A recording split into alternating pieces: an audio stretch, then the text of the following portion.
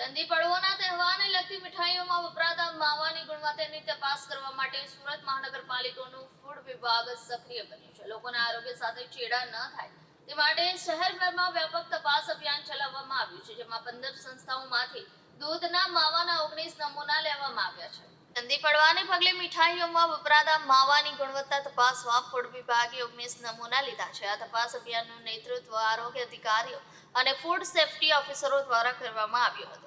Food વિભાગની ટીમે ખાસ કરીને માવાના મોટા વિક્રેતાઓ અને ડેરીઓ પર ધ્યાન કેન્દ્રિત કરીને શહેરના વિવિધ વિસ્તારોમાં તપાસ કાર્યવાહી હાથ ધરી છે. તપાસ દરમિયાન એકંદરે 19 નમૂના લેવામાં આવ્યા, જેની ગુણવત્તા તપાસવા માટે સુરત મહાનગરપાલિકાની પબ્લિક હેલ્થ લેબોરેટરીમાં મોકલવામાં આવ્યા છે. જે સંસ્થાઓમાંથી આ નમૂના લેવામાં આવ્યા છે તેમાં હરિપુરા, ભાગળ, અંબાજી રોડ, કોટ સફીલ રોડ, બટાર રોડ, જહાંગીરપુરા, મોટા વરાછા, અડાજણ, પાંડેસરા અને કતારગામ જેવા મુખ્ય વિસ્તારોનો સમાવેશ થાય છે. લેબોરેટરીમાંથી રિપોર્ટ મળ્યા બાદ જો કોઈ નમૂનો ધોરણોને પૂર્ણ ન કરતો હોવાનું જણાય તો સંબંધિત સંસ્થાઓ વિરુદ્ધ કાયદેસરની કાર્યવાહી કરવામાં આવશે તેવી માહિતી ફૂડ વિભાગ તરફથી આપવામાં આવી છે. હું DD Thakor, food safety officer, Surat મહાનગરપાલિકા.